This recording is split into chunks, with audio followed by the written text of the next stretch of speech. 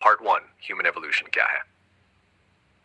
सबसे पहले हमें एक बेसिक सवाल समझना होगा। ह्यूमन एवोल्यूशन आखिर है क्या? एवोल्यूशन का मतलब होता है समय के साथ धीरे धीरे बदलाव होना। यानी कोई भी जीव एकदम से चेंज नहीं होता, बल्कि लाखों करोड़ों सालों में छोटे छोटे बदलाव होते हैं।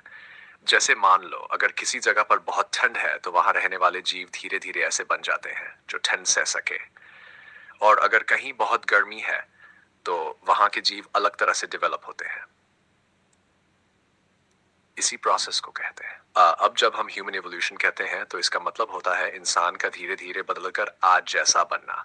यानी इंसान हमेशा से ऐसा नहीं था जैसा आज है। हमारे अलग अलग पूर्वज थे और हर एंसेस्टर में कुछ नया चेंज आया जो अगली जनरेशन में आगे बढ़ता गया। यही रीजन है कि आज का इंसान बाकी सभी जीवों से इतना अलग है।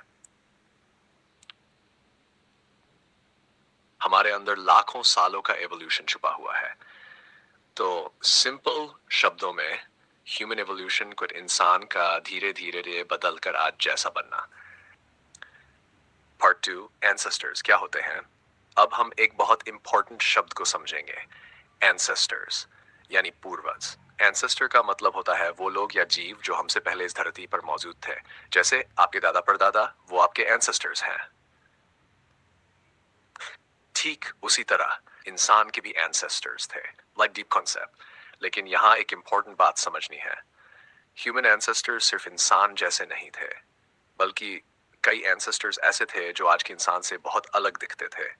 कुछ एंसेस्टर्स बंदरों जैसे दिखते थे, कुछ आधे आधे इंसान इंसान जैसे, और कुछ ऐसे जो आज बिल्कुल भी मौजूद नहीं है। यानी हम एक ही टाइप के एंसेस्टर से नहीं आए, बल्कि कई स्टेजेस से गुजरकर इंसान बना है। हर स्टेज पर कुछ बदलाव हुआ और वही बदलाव अगली जनरेशन में आगे बढ़ता गया धीरे धीरे। ये बदलाव अक्यूमुलेट होते गए और लाखों साल बाद आज का इंसान बना। इसलिए जब हम एंसेस्टर्स की बात करते हैं तो हम सिर्फ एक जीव की बात नहीं कर रहे, बल्कि पूरी एक चेन की बात कर रहे हैं जहां हर एक एंसेस्टर अगले इंसान बनने की जर्नी का हिस्सा था। और सबसे इंटरेस्टिंग बात, इनमें से कई एंसेस्टर्स आज पूरी तरह एक्सटिंक्ट हो चुके हैं। यानी वो अब इस दुनिया में मौजूद नहीं है, लेकिन उनके ट्रेसेस आज भी हमारे अंदर मौजूद हैं। Ancestors part three, part three, common ancestor क्या होता है। अब हम एक बहुत इंपॉर्टेंट कॉन्सेप्ट समझने वाले हैं, कॉमन एंसेस्टर यानी साझा पूर्वज। कॉमन एंसेस्टर का मतलब होता है ऐसा पुराना जीव जिससे दो या उससे ज्यादा अलग अलग स्पीसीज बनी हो। सिंपल एग्जांपल, इसे आसान तरीके से समझो। मान लो एक फैमिली है, उस फैमिली से आगे चलकर अलग अलग जनरेशंस बनती है। ठीक उसी तरह एवोल्यूशन में भी एक पुराना जीव होता है और उससे अलग अलग स्पीसीज बनती है। अब यहाँ एक नया शब्द आता है, ब्रांच। ब्रांच का मतलब होता है एक ही एंसेस्टर से निकलने वाले अलग अलग रास्ते। जैसे एक पेड़ होता है, उसका एक तना और होता है और उससे कई शाखाएं, ब्रांचेस निकलती हैं। ठीक इसी तरह एवोल्यूशन में भी एक कॉमन एंसेस्टर होता है और उससे अलग अलग ब्रांचेस बनती हैं। सबसे बड़ा कंफ्यूजन यही होता है। लोग सोचते हैं इंसान सीधे बंदर से बना है, लेकिन ये सही नहीं है। असल में इंसान और आज के बंदर दोनों का एक कॉमन एंसेस्टर था। यानी बहुत पुराने समय में एक ऐसा जीव था जो ना पूरी तरह इंसान था और ना ही आज के बंदरों जैसा। फिर क्या हुआ, समय के साथ वो अलग अलग ब्रांचेस में बन गया। एक ब्रांच से बंदर बने, दूसरी ब्रांच से इंसान डेवलप हुआ। यही रीजन है कि इंसान और बंदरों में कुछ सिमिलैरिटीज मिलती हैं, जैसे हाथों की स्ट्रक्चर, आंखों की पोजीशन। लेकिन याद रखना, आज के बंदर हमारे एंसेस्टर्स नहीं हैं, वो हमारे डिस्टेंट रिलेटिव्स हैं, क्योंकि हम दोनों एक ही कॉमन एंसेस्टर से आए हैं। डीप एवोल्यूशन एक सीधी लाइन नहीं है, बल्कि एक ब्रांचिंग ट्री की तरह है, जहां हर ब्रांच एक नई डायरेक्शन में लाइफ को आगे बढ़ाती है। Part four, humans versus apps, असली कनेक्शन क्या है। अब तक हमने समझा कि इंसान और बंदरों का एक कॉमन एंसेस्टर था, लेकिन अब सवाल यह है, अगर दोनों का एंसेस्टर एक ही था तो आज इंसान और बंदर इतने अलग क्यों हैं? सबसे पहले हमें यह समझना होगा, इंसान और एप्स जैसे चिंपैंजी, गोरिल्ला एक ही फैमिली से बिलोंग करते हैं। इस फैमिली को कहते हैं प्राइमेट्स। वो जीव होते हैं जिनमें कुछ कॉमन फीचर्स होते हैं, सामने की तरफ आंखें, डेप्थ देखने के लिए, स्ट्रॉन्ग ग्रिप वाले हाथ, कंपैरेटिवली बड़ा दिमाग। लेकिन समय के साथ इंसान और एप्स अलग अलग डायरेक्शन में इवॉल्व हुए। मेन डिफरेंसेस, चलने का तरीका, एप्स 4 पैरों पर चलते हैं, ह्यूमंस 2 पैरों पर सीधे चलते हैं। इससे क्या हुआ, इंसान के हाथ फ्री हो गए जिससे वो टूल्स बना सका। एप्स का ब्रेन छोटा होता है, ह्यूमंस का ब्रेन बहुत ज्यादा डेवलप्ड होता है। यही वजह है इंसान सोच सकता है, प्लान बना सकता है। 3 कम्युनिकेशन, एप्स साउंड सिग्नल्स से कम्युनिकेट करने, ह्यूमंस लैंग्वेज यूज करते हैं। 4 लाइफस्टाइल, एप्स जंगल में सिंपल लाइफ जीते हैं, ह्यूमंस सिटीज, टेक्नोलॉजी, सिविलाइजेशन बनाते हैं। अब सबसे इंपॉर्टेंट बात, ये डिफरेंसेस अचानक नहीं आए, ये लाखों सालों के एवोल्यूशन का रिजल्ट है। जब एनवायरनमेंट बदला तो दोनों ने अलग अलग तरीके से अडेप्ट किया। एप्स मोस्टली पेड़ों में ही रहे और इंसान के एंसेस्टर्स जमीन पर आ गए। यही डिसीजन आगे चलकर सबसे बड़ा डिफरेंस बन गया। इसलिए इंसान और एप्स आज अलग दिखते हैं, लेकिन उनकी शुरुआत एक ही जगह से हुई थी। Evolution part 5 first primates. Slowmo stage पर पहुंच चुके हैं, जहां हमें इंसान के सबसे शुरुआती पूर्वजों को समझना होगा। इन्हें कहा जाता है प्राइमेट्स। बेसिक अंडरस्टैंडिंग, प्राइमेट्स वो जीव थे जो आज के बंदरों, चिंपैंजी और इंसान के एंसेस्टर्स माने जाते हैं। यानी इंसान की कहानी यहीं से शुरू होती है। सबसे शुरुआती प्राइमेट्स ज्यादातर पेड़ों पर रहते थे, उनकी पूरी लाइफ पेड़ों के आसपास ही घूमती थी। अब सवाल आता है, ये दिखते कैसे थे? इनकी बॉडी कुछ इस तरह की थी, आंखें सामने की तरफ, हाथों की पकड़, बहुत स्ट्रॉन्ग शरीर, हल्का और फ्लेक्सिबल। ये सारे फीचर्स पेड़ों पर रहने के लिए परफेक्ट थे। आंखें सामने होने का फायदा ये था कि वो डिस्टेंस सही से जज कर सकते, जिससे एक पेड़ से दूसरे पेड़ पर जंप करना आसान होता था। हाथों की स्ट्रॉन्ग ग्रिप उन्हें ब्रांचेस पकड़ने में मदद करती थी। अब बात करते हैं इनके खाने की। ये ज्यादातर फल, पत्ते और छोटे कीड़े खाते थे, यानी ये ओमनिवोर टाइप के थे। लेकिन इनकी लाइफ आसान नहीं थी। पेड़ों पर रहना सेफ जरूर था, लेकिन डेंजर फिर भी था। नीचे जमीन पर बड़े प्रेडेटर्स होते थे और ऊपर कंपटीशन भी था। यही वो स्टेज थी जहां से धीरे धीरे बदलाव शुरू हुआ, क्योंकि एनवायरनमेंट हमेशा सेम नहीं रहता और जैसे ही एनवायरनमेंट बदलता है, जीवों को भी बदलना पड़ता है। और यही बदलाव आगे चलकर इंसान बनने की दिशा तय करने वाला था। यानी इंसान की कहानी की असली शुरुआत इन्हीं सिंपल दिखने वाले प्राइमेट से हुई। एवोल्यूशन पार्ट 6 प्राइमेट्स की बॉडी और हैबिट्स डिटेल में। अब तक हमने समझा कि सबसे शुरुआती एंसेस्टर्स प्राइमेट्स थे, लेकिन अब हमें उन्हें और गहराई से समझना होगा। उनकी बॉडी कैसी थी और उनकी डेली लाइफ कैसे चलती थी। सबसे पहले बात करते हैं इनके शरीर की। प्राइमेट्स का शरीर ऐसा बना था जो खास तौर पर पेड़ों पर रहने के लिए परफेक्ट था। आइज, इनकी आंखें सामने की तरफ होती थी। इसका सबसे बड़ा फायदा यह था कि वो डिस्टेंस और डेप्थ को सही से समझ सकते थे। यानी एक ब्रांच से दूसरी ब्रांच पर जंप करते समय वो बिल्कुल एक्यूरेट कैलकुलेशन कर सकते थे। 2 हैंड्स, इनके हाथ बहुत स्ट्रॉन्ग और फ्लेक्सिबल होते थे। उनकी उंगलियां ब्रांचेस को पकड़ने के लिए परफेक्ट थी। एक खास बात था, इनके हाथों में अपोजेबल थंब होता था, यानी वो चीजों को पकड़ सकते थे। 3 मूवमेंट, चलने का तरीका। ये ज्यादातर 4 पैरों का इस्तेमाल करते थे, लेकिन उनका मूवमेंट बाकी जानवरों से अलग था। वो बैलेंस बनाकर चलते थे और ब्रांचेस पर आसानी से मूव कर सकते थे। स्मॉर्टनेस 4 ब्रेन, दिमाग। प्राइमेट्स का दिमाग बाकी जानवरों से थोड़ा ज्यादा डेवलप्ड था। इसका मतलब वो एनवायरनमेंट को समझ सकते थे और सिचुएशंस के हिसाब से रिएक्ट कर सकते हैं। 5 डेली हैबिट्स, दैनिक जीवन। इनकी डेली लाइफ काफ़ी सिंपल थी। सुबह उठना, खाना ढूंढना, डेंजर से बचना। ये ज़्यादातर छोटे ग्रुप्स में रहते थे। ग्रुप में रहने का फ़ायदा ये था, एक दूसरे को डेंजर के बारे में अलर्ट कर सकते थे और सर्वाइवल आसान हो जाता था। लेकिन इनकी लाइफ में हर दिन चैलेंज था, खाना हमेशा अवेलेबल नहीं होता था और प्रेडेटर्स का खतरा भी बना रहता था।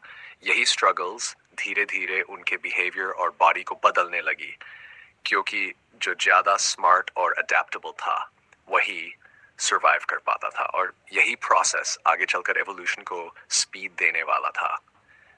यानी छोटे छोटे बदलाव फ्यूचर में बहुत बड़ा डिफरेंस बनाने वाले थे। Human evolution part 7, climate change ने ह्यूमन एवोल्यूशन को कैसे बदला। स्लो, सब कुछ स्टेबल था। प्राइमेट्स पेड़ों पर आराम से रहे थे, उनके पास खाना था और सेफ्टी भी। लेकिन धरती हमेशा एक जैसी नहीं रहती। समय के साथ धरती का क्लाइमेट बदलने लगा।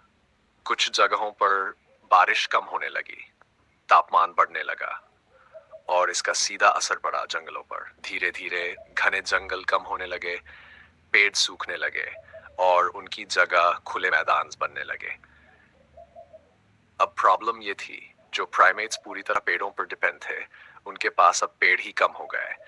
यानी न तो पहले जैसा खाना और न ही पहले जैसी सेफ्टी। अब उनके सामने सिर्फ दो रास्ते थे, या तो बदलो या खत्म हो जाओ। और यहीं से शुरू हुआ ह्यूमन इवोल्यूशन का सबसे बड़ा टर्निंग पॉइंट। कुछ प्राइमेट्स मजबूरी में पेड़ों से नीचे आने लगे, क्योंकि जमीन पर ही अब नया खाना और सर्वाइवल पॉसिबल था। याद रखो, एवोल्यूशन हमेशा तब तेज होता है जब एनवायरनमेंट बदलता है, और जो जीव खुद को बदल लेते हैं वही सरवाइव करते हैं। धीरे धीरे उनके बिहेवियर में बदलाव आने लगा, मूवमेंट बदलने लगा, सोचने का तरीका भी बदलने लगा, क्योंकि अब पेड़ों की सेफ लाइफ खत्म हो चुकी थी और एक नई डेंजरस लाइफ शुरू हो रही थी। यही वो मोमेंट था जहां नेचर ने इंसान के एंसेस्टर्स को चैलेंज दिया और उसी चैलेंज ने इंसान बनने की जर्नी को शुरू किया। 8, पेड़ों से नीचे आने के बाद क्या हुआ और इंसान दो पैरों पर चलना कैसे शुरू हुआ। जब क्लाइमेट चेंज की वजह से जंगल कम होने लगे तो कुछ प्राइमेट्स को मजबूरी में पेड़ों से नीचे आना पड़ा। लेकिन असली चैलेंज अब शुरू हुआ। जमीन बड़े बड़े प्रेडेटर्स थे, खुला एनवायरनमेंट था, छुपने की जगह बहुत कम थी। यानी अब सर्वाइवल पहले से कहीं ज्यादा मुश्किल था। अब सवाल उठता है, इन एंसेस्टर्स ने जमीन पर सरवाइव कैसे किया। और सबसे बड़ा बदलाव यहीं से शुरू होता है, चलने के तरीके में बदलाव। पहले ये प्राइमेट्स चारों पैरों पर चलते थे, लेकिन जमीन पर उन्हें दूर तक देखना जरूरी था, क्योंकि प्रेडेटर्स कहीं से भी आ सकते थे। इसलिए धीरे धीरे उन्होंने अपने शरीर को सीधा करना शुरू किया, पैरों पर खड़े होना शुरू किया और दो पैरों पर खड़े होना शुरू किया। शुरुआत में वो पूरी तरह दो पैरों पर नहीं चलते थे, कभी चार पैरों पर, कभी दो पैरों पर। लेकिन धीरे धीरे ये आदत बदलने लगी। दो पैरों पर चलने के कई फायदे थे।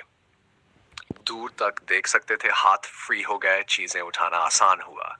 यानी अब उनके हाथ सिर्फ चलने के लिए नहीं बल्कि काम करने के लिए इस्तेमाल होने लगे। धीरे धीरे उनके शरीर में बदलाव आने लगे, रीढ़ सीधी होने लगी, पैर मजबूत होने लगे, बेहतर होने लगा। यही बदलाव आगे चलकर इंसान के बॉडी स्ट्रक्चर की फाउंडेशन बने। और सबसे इंपॉर्टेंट बात, जब हाथ फ्री हुए तो दिमाग का इस्तेमाल भी बढ़ने लगा। यानी पैरों से नीचे आना सिर्फ एक चेंज नहीं था, बल्कि पूरे ह्यूमन एवोल्यूशन की बदलने वाला मोमेंट था। और दो पैरों पर चलना जिसने इंसान को बाकी सभी जीवों से अलग बना दिया। एंसेस्टर्स पार्ट 9, होमो हैबिलिस कौन थे और इंसान ने टूल्स बनाना कैसे शुरू किया। स्लो, जब इंसान के एंसेस्टर्स दो पैरों पर चलने लगे तो उनके हाथ कंप्लीटली फ्री हो गए और यही से शुरू हुआ एक नया रेवोल्यूशन। अब उनके पास सिर्फ सरवाइव करने का ऑप्शन नहीं था, अब वो एनवायरनमेंट को कंट्रोल करने की कोशिश करने लगे। और इसी स्टेज पर सामने आते हैं होमो हैबिलिस। इसका मतलब होता है हैंडीमैन, यानी टूल्स बनाने वाला इंसान। ये लगभग 2.4 मिलियन साल पहले इस धरती पर मौजूद थे। अब सवाल यह है, इनमें ऐसा क्या खास था? सबसे बड़ा डिफरेंस था उनका दिमाग। पहले एंसेस्टर से थोड़ा बड़ा था, हाथों का कंट्रोल ज्यादा अच्छा था, और यहीं से इंसान ने पहली बार टूल्स बनाना शुरू किया। ये टूल्स बहुत सिंपल थे, पत्थरों को तोड़कर शार्प एजेस बनाए जाते थे। इनका इस्तेमाल खाना काटने में, जानवरों से बचने में, शिकार करने में। अब ये एक बहुत बड़ा बदलाव था, क्योंकि पहली बार इंसान ने सिर्फ नेचर पर डिपेंड रहना छोड़ दिया और खुद चीजें बनाकर अपनी लाइफ आसान करने लगा। इससे क्या हुआ, जितना ज्यादा वो टूल्स यूज करता उतना ज्यादा उसका दिमाग डेवलप होता, और जितना दिमाग डेवलप होता उतना बेहतर टूल्स बनते। यानी ये एक साइकिल बन गया, tool, brain, better tool, better brain. यही वो स्टेज थी जहां इंसान सिर्फ एक जानवर नहीं रहा, बल्कि सोचने वाला, बनाने वाला जीव बन गया। और यही चीज आगे चलकर सिविलाइजेशन की शुरुआत बनने वाली थी। पार्ट 10, इंसान दुनिया में फैलना कैसे शुरू किया। स्लो। अब तक इंसान के एंसेस्टर्स ज्यादातर एक ही जगह तक सीमित थे, लेकिन एक समय ऐसा आया जब इंसान ने सिर्फ सरवाइव करना ही नहीं, बल्कि नई जगहों को एक्सप्लोर करना शुरू किया। इस स्टेज पर आते हैं होमो इरेक्टस। ये लगभग 1.9 मिलियन साल पहले इस धरती पर आए। What made them specials में कुछ ऐसे बदलाव थे जो पहले कभी नहीं देखे गए। दिमाग पहले से बड़ा, चलने की एबिलिटी, बेहतर आग का इस्तेमाल करना। अब सबसे बड़ा सवाल, ये इंसान अपनी जगह छोड़कर दुनिया में फैलने क्यों लगे। रीजन 1, पहली वजह थी खाने की तलाश। एक जगह पर रिसोर्सेज लिमिटेड थे और पॉपुलेशन धीरे धीरे बढ़ रही थी, इसलिए उन्हें नई जगहों पर जाना पड़ा।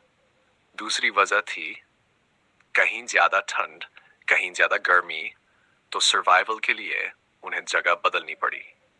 रीजन 3, तीसरी सबसे इंपॉर्टेंट वजह है उनका दिमाग। अब वो सिर्फ रिएक्ट नहीं कर रहे थे, बल्कि वो सोचकर डिसीजंस ले रहे थे। नई जगह एक्सप्लोर करना उनके लिए पॉसिबल हो गया। और यहाँ सबसे बड़ा रोल था आग का। आग की मदद से ठंड से बच सकते थे, खाना पका सकते थे, जानवरों से खुद को बचा सकते थे। इससे उन्हें नई जगहों पर सरवाइव करना आसान हो गया। धीरे धीरे होमो इरेक्टस अफ्रीका से बाहर निकलने लगे और फैल गए एशिया, यूरोप और बाकी हिस्सों में। यही प्रोसेस कहलाता है ह्यूमन माइग्रेशन, यानी इंसान का एक जगह से दूसरी जगह फैलना। इसका सबसे बड़ा इफेक्ट ये हुआ, हर जगह का एनवायरनमेंट अलग था, और उसी हिसाब से इंसान अलग अलग तरह से इवॉल्व होने लगा। यानी दुनिया में फैलना सिर्फ मूवमेंट नहीं था, बल्कि इंसान को अलग अलग रूप में बदलने की शुरुआत थी। पार्ट 11, आग की खोज कैसे हुई। अब हम उस डिस्कवरी पर आते हैं जिसने इंसान की लाइफ को पूरी तरह बदल दिया। लेकिन सबसे बड़ा सवाल यही है, नहीं है, आखिर इंसान ने आग की खोज कैसे की। असल में आग इंसान ने बनाई नहीं थी, बल्कि उसे नेचर में पहले से मौजूद आग को समझा। जैसे बिजली गिरने से जंगल में आग लग जाती थी, ज्वालामुखी से आग निकलती थी, सूखे पेड़ों में अपने आप आग लग जाती थी। शुरुआत में इंसान इन आग से डरता था, लेकिन धीरे धीरे उसने ऑब्जर्व करना शुरू किया। उसने देखा कि जहां आग होती है वहां जानवर दूर रहते हैं और खाना नरम हो जाता है। यहीं से इंसान ने आग को यूज करना शुरू किया। पहले इंसान जलती हुई लकड़ियां उठाकर आग को अपने साथ ले जाने लगे। फिर उन्होंने सीखा कि लकड़ी को रगड़ने से या पत्थरों को टकराने से चिंगारी निकल सकती है, और इसी तरह इंसान ने धीरे धीरे आग बनाना भी सीख लिया। सबसे बड़ा बदलाव आया खाने में। पहले इंसान कच्चा खाना खाते थे, लेकिन आग से खाना पकाना पॉसिबल हो गया। खाना सॉफ्ट हुआ, पचाना आसान हुआ, शरीर को ज्यादा एनर्जी मिली, और यही एक्स्ट्रा एनर्जी इंसान के दिमाग को डेवलप करने में काम आई। इम्पैक्ट 2, दूसरा बड़ा फायदा सर्वाइवल में हुआ। ठंड से बचाव, रात में रोशनी, जानवरों से सुरक्षा, यानी इंसान अब ज्यादा पावरफुल और सेफ हो गया। इम्पैक्ट 3, अब आता है सबसे इंटरेस्टिंग बदलाव, लैंग्वेज और बॉन्डिंग। रात में इंसान आग के आसपास बैठते थे, वो एक दूसरे के साथ समय बिताते थे, इससे कम्युनिकेट करते। धीरे धीरे सिंपल साउंड्स निकलने लगे, फिर उन साउंड्स का मतलब बनने लगा, और यहीं से लैंग्वेज की शुरुआत हुई। यानी आग ने सिर्फ गर्मी नहीं दी, बल्कि इंसान को बात करना, समझना और जुड़ना सिखाया। अब इंसान अकेला नहीं था, वो ग्रुप में सोचता था, ग्रुप में रहता था, और यही आगे चलकर सोसाइटी और सिविलाइजेशन की शुरुआत बनी। यानी आग की खोज सिर्फ एक डिस्कवरी नहीं थी, बल्कि इंसान को जानवर से अलग बनाने वाला सबसे बड़ा कदम थी। 12 निएंडरथाल्स कौन थे और क्यों खत्म हो गए? अब हम ह्यूमन एवोल्यूशन के एक ऐसे स्टेज पर आते हैं जहां इंसान अकेला नहीं था। इस धरती पर इंसान जैसे दिखने वाले और भी जीव मौजूद में से सबसे फेमस थे। निएंडरथल्स लगभग 400,000 साल पहले इस धरती पर आए और 400 साल पहले ये पूरी तरह एक्सटिंक्ट हो गए। अब सवाल ये है, ये दिखते कैसे थे? निएंडरथल्स शरीर से मजबूत और भारी थे, मसल्स बहुत पावरफुल थे, उनका ब्रेन साइज इंसानों के बराबर या उससे भी बड़ा था, लेकिन उनका चेहरा थोड़ा अलग था और बॉडी स्ट्रक्चर भी हैवी था। ये ज्यादातर ठंडे इलाकों में रहते थे, उनकी बॉडी इस तरह बनी थी कि वो एक्सट्रीम कोल्ड को सह सकेंगे। अब सबसे इंटरेस्टिंग बात, निएंडरथाल्स सिर्फ स्ट्रॉन्ग ही नहीं थे, बल्कि काफी इंटेलिजेंट भी थे। वो टूल्स बनाते थे, शिकार करते थे और आग का इस्तेमाल भी करते थे। इतना ही नहीं, वो अपने मरे हुए लोगों को दफनाते भी थे। उनमें इमोशंस भी डेवलप हो चुके थे। अब सबसे बड़ा सवाल, इतने पावरफुल और इंटेलिजेंट होने के बावजूद निएंडरथाल्स खत्म क्यों हो? कंपटीशन पहली वजह थी, कंपटीशन। जब मॉडर्न ह्यूमंस आए तो दोनों के बीच रिसोर्सेज के लिए कंपटीशन हुआ, और होमोसेपियंस ज्यादा अडेप्टेबल थे। Reason 2, adaptability. दूसरी वजह थी अडेप्टेशन। निएंडरथाल्स एक स्पेसिफिक एनवायरनमेंट के लिए बने थे, लेकिन जब एनवायरनमेंट बदला तो वो उतनी जल्दी अडेप्ट नहीं कर पाए। Reason 3, social and language. तीसरी और बहुत इंपॉर्टेंट वजह, कम्युनिकेशन और social skills. Homo sapiens better language use करते थे और बड़े ग्रुप्स में रहते थे, जिससे उनकी प्लानिंग और सर्वाइवल बेहतर हो गया। धीरे धीरे निएंडरथाल्स की पॉपुलेशन कम होती गई और आखिरकार लगभग 40,000 साल पहले ये पूरी तरह एक्सटिंक्ट हो गए। लेकिन उनकी कहानी यहीं खत्म नहीं होती। आज भी हमारे डीएनए में निएंडरथाल्स का हिस्सा मौजूद है, यानी वो पूरी तरह गायब नहीं हुए, उनका कुछ हिस्सा आज भी हमारे अंदर जिंदा है। कि इसमें हम एक ऐसी ह्यूमन स्पीसीज की बात करेंगे जिसके बारे में हमें बहुत कम पता है। पार्ट डेनिसोवंस कौन थे? रहस्यमयी मानव प्रजाति। स्लो अब तक हमने एंड्रल्स के बारे में जाना, लेकिन कहानी यहीं खत्म नहीं होती। इंसान की एवोल्यूशन में एक और रहस्यमयी स्पीशीज मौजूद थी, जिसे हम कहते हैं डेनिसोवंस। लगभग 100 साल पहले इस धरती पर मौजूद थे, लेकिन इनका पता साइंटिस्ट्स को बहुत देर से चला। सबसे इंटरेस्टिंग बात यह है, फॉसिल से नहीं बल्कि डीएनए से चला। साइबेरिया की एक गुफा में एक छोटी सी हड्डी मिली। जब साइंटिस्ट्स ने उसका डीएनए टेस्ट किया तो पता चला ये ना तो होमोसेपियंस थे और ना ही निएंडरथाल्स, बल्कि एक पूरी नई ह्यूमन स्पीसीज थी। यानी इंसान की एवोल्यूशन हमारी सोच से भी ज्यादा कॉम्प्लेक्स थी। अब सवाल यह है, ये दिखते कैसे थे? इसका एग्जैक्ट आंसर हमारे पास नहीं है, क्योंकि इनके बहुत कम फॉसिल्स मिले हैं। लेकिन निएंडरथाल्स जैसे ही स्ट्रॉन्ग और पावरफुल थे।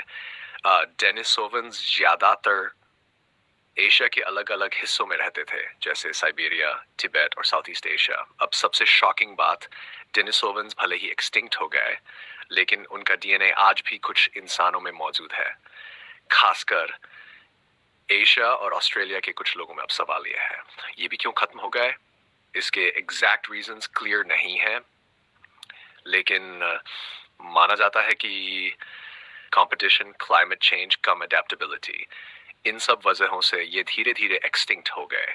यानी इंसान की एवोल्यूशन में कई स्पीशीज आई और कई खत्म हो गए, लेकिन सिर्फ एक स्पीशीज आज तक सरवाइव कर। पर अब सवाल ये है, ऐसा क्या था होमोसेपियंस में जो बाकी सभी स्पीसीज में नहीं था? Human evolutions part 14। Part 14, Homo sapiens कैसे बने और क्यों बचे। अब तक हमने कई ह्यूमन स्पीसीज के बारे में जाना। कुछ स्ट्रांग थे, कुछ इंटेलिजेंट थे, लेकिन लगभग सभी एक्सटिंक्ट हो गए। सिर्फ एक स्पीसीज होमोसेपियंस आज तक सरवाइव कर पाए। होमोसेपियंस लगभग 300,000 साल पहले इस धरती पर आए। अब सबसे बड़ा सवाल, आखिर ऐसा क्या खास था होमोसेपियंस में? 1. एडवांस्ड ब्रेन, सबसे बड़ी ताकत। होमोसेपियंस का दिमाग सिर्फ बड़ा नहीं था, बल्कि ज्यादा एफिशिएंट और क्रिएटिव था। यानी वो सिर्फ सरवाइव नहीं कर रहे थे, बल्कि नई चीजें सोच रहे थे। 2. लैंग्वेज, सबसे पावरफुल स्किल। अब इंसान कॉम्प्लेक्स बातें शेयर कर सकता था, फ्यूचर की प्लानिंग कर सकता था और बड़े ग्रुप्स में कोऑर्डिनेट कर सकता था।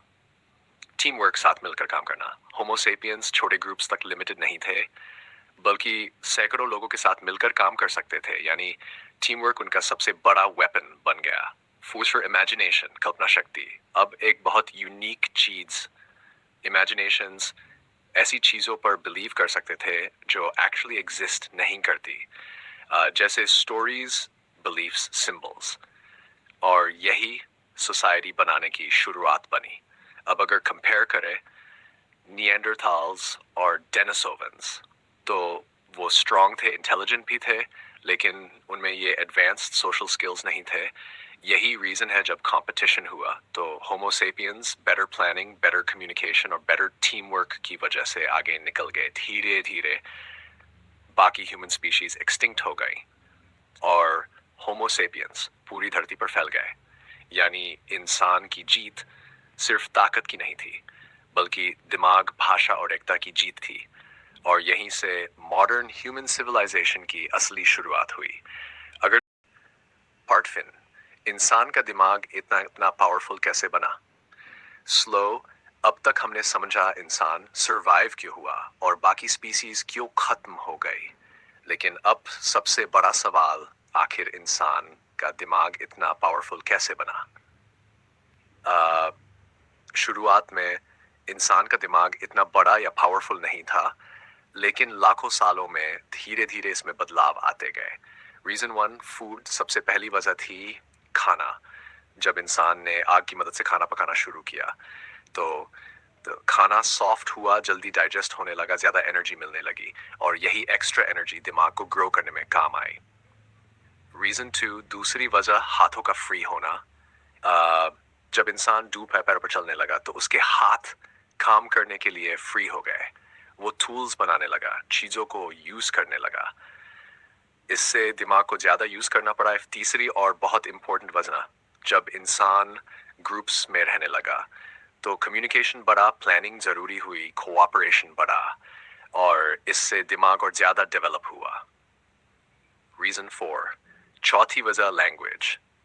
जब इंसान ने बोलना शुरू किया तो थॉट्स शेयर करना आसान हो गया, आइडियाज आगे बढ़ने लगे और इससे दिमाग की कैपेसिटी और बढ़ गई। अब यहाँ एक साइकिल बन गई, दिमाग बड़ा, बेटर टूल्स बने, बेटर फूड मिला, दिमाग और बढ़ा। यानी एवोल्यूशन खुद को आगे बढ़ाता गया। इंसान का दिमाग एक दिन में पावरफुल नहीं बना, बल्कि लाखों सालों की मेहनत और लगातार बदलाव का रिजल्ट है। यही दिमाग आज इंसान को दुनिया बदलने की ताकत देता है और यही इंसान को बाकी सभी जीवों से अलग बनाता है। पार्ट 16, टूल्स सिंपल से एडवांस बने। Slow plus deep teacher. अब तक हमने देखा इंसान ने टूल्स बनाना शुरू कर दिया था, लेकिन अब सवाल यह है, सिंपल टूल्स से एडवांस टूल्स तक इंसान कैसे पहुंचा? शुरुआत में टूल्स बहुत सिंपल थे।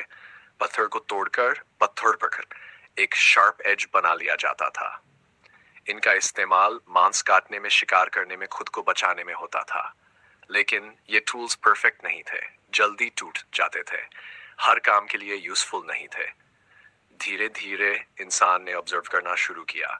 उसे समझ आया कौन सा पत्थर बेहतर है, कैसे शेप देने से ज्यादा शार्प बनेगा और यहीं से टूल्स में इंप्रूवमेंट शुरू हुआ। अब इंसान पत्थरों को एक खास शेप देने लगा, जैसे हैंड एक्स कटिंग टूल्स, ये टूल्स पहले से ज्यादा स्ट्रॉन्ग और यूजफुल थे। फिर आया एक बड़ा बदलाव।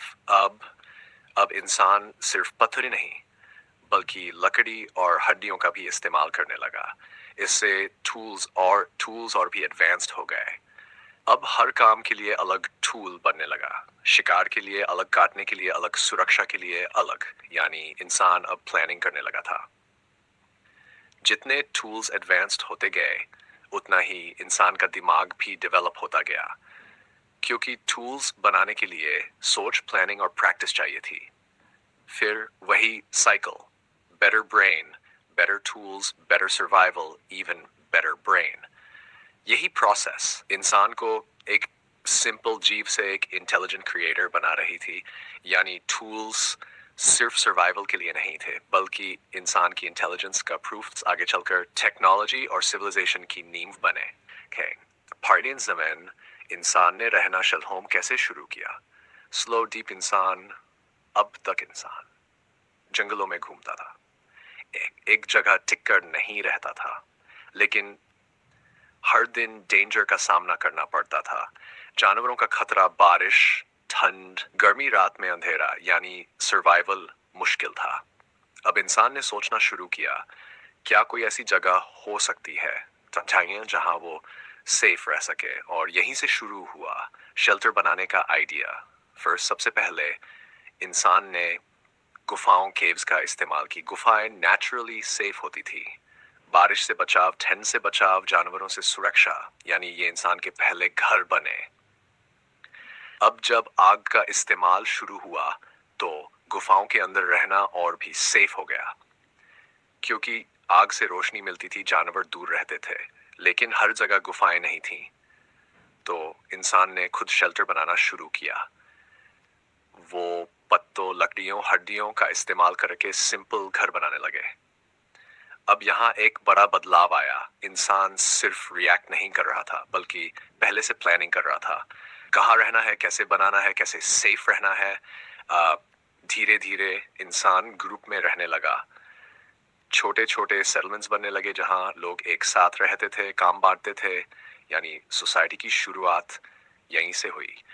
अब इंसान सिर्फ नेचर के हिसाब से नहीं जी रहा था बल्कि अपनी एनवायरनमेंट खुद बनाने लगा था। यानी शेल्टर बनाना सिर्फ रहने के लिए नहीं था बल्कि इंसान के सिविलाइज बनने की शुरुआत थी। 18 पार्टे पायट इंसान ने कपड़े पहनना कैसे शुरू किया। अब तक इंसान शेल्टर बना चुका था, आग का इस्तेमाल कर रहा था। लेकिन एक प्रॉब्लम अभी भी बाकी थी। ठंड, तेज धूप, बारिश, यानी बॉडी को प्रोटेक्शन की जरूरत थी। अब इंसान ने सोचना शुरू किया, क्या कोई ऐसी चीज हो सकती है जो शरीर को ढक सके। और यहीं से शुरू हुआ कपड़ों का आइडिया। सबसे पहले इंसान ने जानवरों की खाल का इस्तेमाल किया। शिकार के बाद उस खाल को साफ करके शरीर पर लपेट लिया जाता था।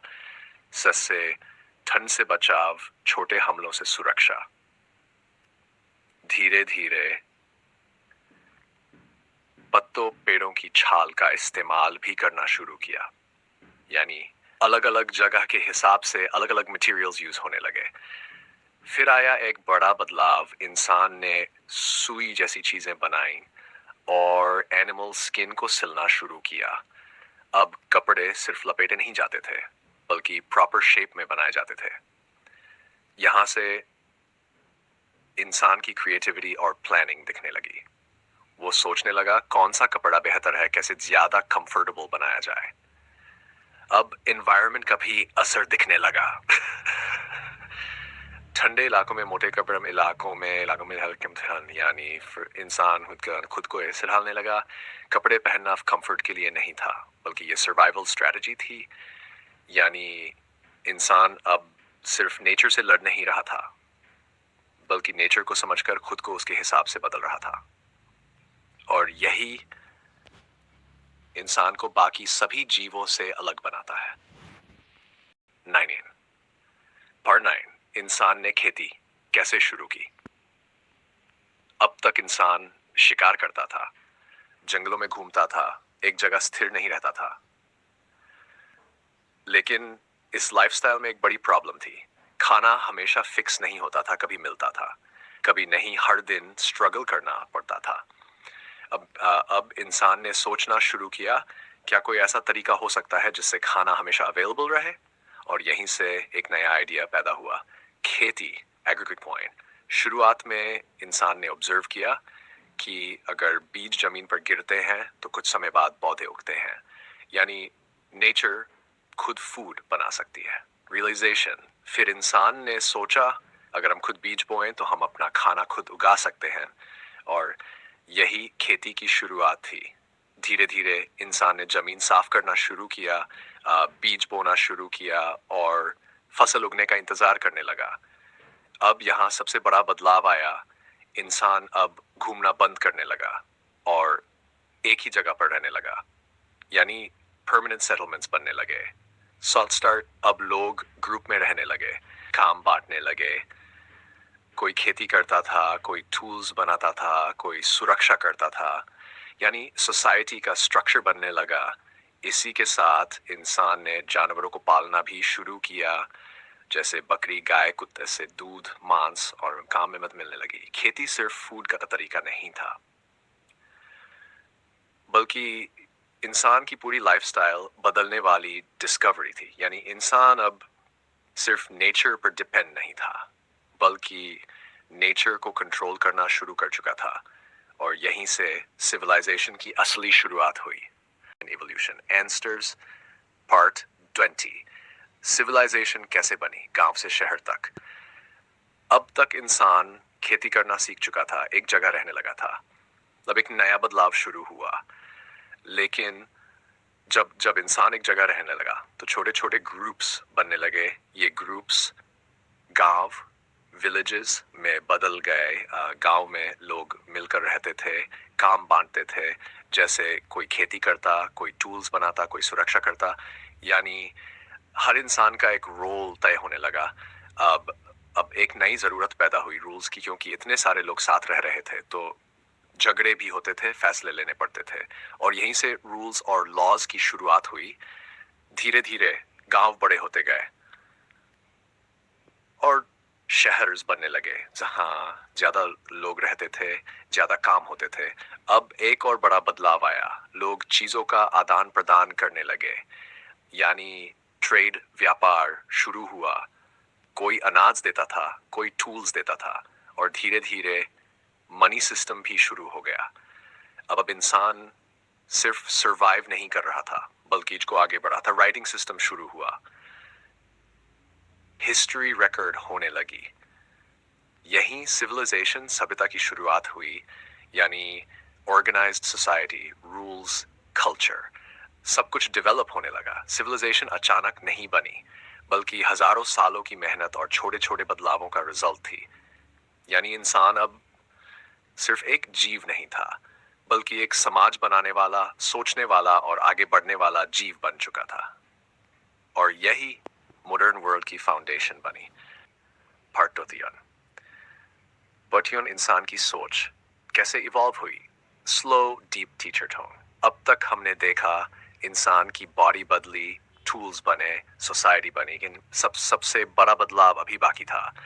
शुरुआत में इंसान की सोच बहुत सिंपल थी। वो सिर्फ खाना ढूंढता था, डेंजर से बचता था, आराम करता था, यानी प्योर सर्वाइवल माइंडसेट। लेकिन जैसे जैसे एनवायरनमेंट बदला, चैलेंजेस बढ़े, इंसान को सोचना पड़ा, और यहीं से माइंडसेट इवॉल्व होना शुरू हुआ। सबसे पहले इंसान ने ऑब्जर्व करना शुरू किया। वो समझने लगा कौन सा जानवर डेंजरस है, कौन सा सेफ है, यानी बेसिक अंडरस्टैंडिंग डेवलप हुई। लेवल 2 फिर आया, प्लानिंग। अब इंसान पहले से सोचने लगा कब शिकार करना है, कहाँ जाना है, यानी फ्यूचर सोचने की क्षमता आ गई। फिर आया सबसे पावरफुल स्टेप, इमेजिनेशन। अब इंसान ऐसी चीजें सोच सकता था जो सामने मौजूद नहीं थी, जैसे आइडियाज, बिलीफ्स, स्टोरीज, और यही रिलीजन, कल्चर और सोसाइटी की शुरुआत बना। सोसाइटी की कम्युनिकेशन। अब लैंग्वेज के साथ इंसान अपनी सोच दूसरों तक पहुंचा सकता था, यानी नॉलेज एक जनरेशन से दूसरी तक जाने लगा। लेवल 5, अब इंसान सिर्फ कॉपी नहीं कर रहा था, बल्कि नई चीजें क्रिएट कर रहा था। टूल्स, आर्ट, टेक्नोलॉजी, यानी इंसान की एवोल्यूशन सिर्फ बॉडी की नहीं थी, बल्कि माइंड की एवोल्यूशन सबसे पावरफुल थी। यही माइंडसेट इंसान को पूरी दुनिया बदलने की ताकत देता है, और यही इंसान को बाकी सभी जीवों से अलग बनाता है। पार्ट 22, क्या एवोल्यूशन आज भी चल रही है? अब तक हमने देखा इंसान कैसे बना, कैसे बदलता गया, लेकिन अब सबसे बड़ा सवाल, क्या एवोल्यूशन अब रुक गई है? सीधा जवाब है नहीं। एवोल्यूशन आज भी चल रही है, क्योंकि एवोल्यूशन कोई प्रोसेस नहीं है जो अचानक रुक जाए। ये एक कंटिन्यूअस प्रोसेस है जो हमेशा चलता रहता है। पहली वजह, एनवायरनमेंट।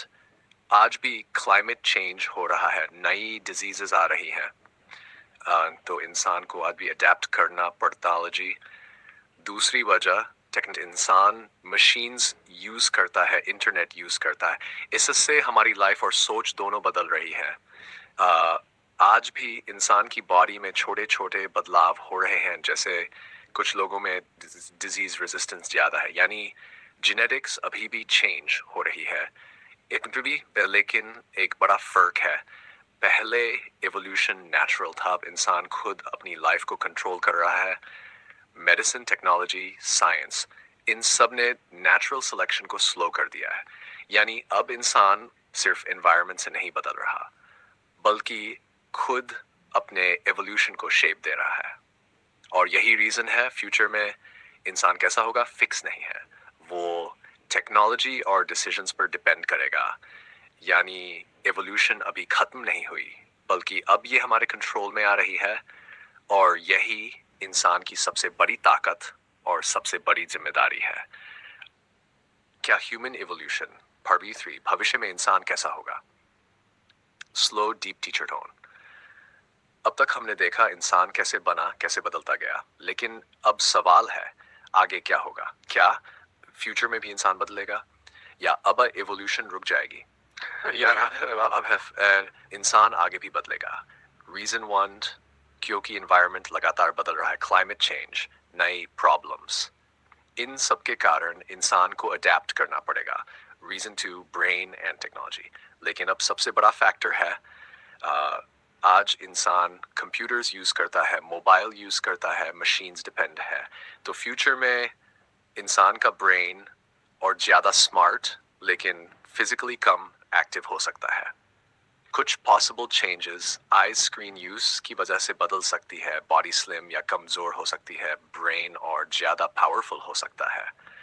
अब एक और बड़ा बदलाव, इंसान जीन्स को खुद कंट्रोल करने की कोशिश कर रहा है, यानी फ्यूचर में इंसान खुद डिसाइड कर सकता है कि बॉडी कैसी हो, लेकिन ये पूरी तरह नेचुरल एवोल्यूशन नहीं होगी, बल्कि ह्यूमन मेड एवोल्यूशन होगी।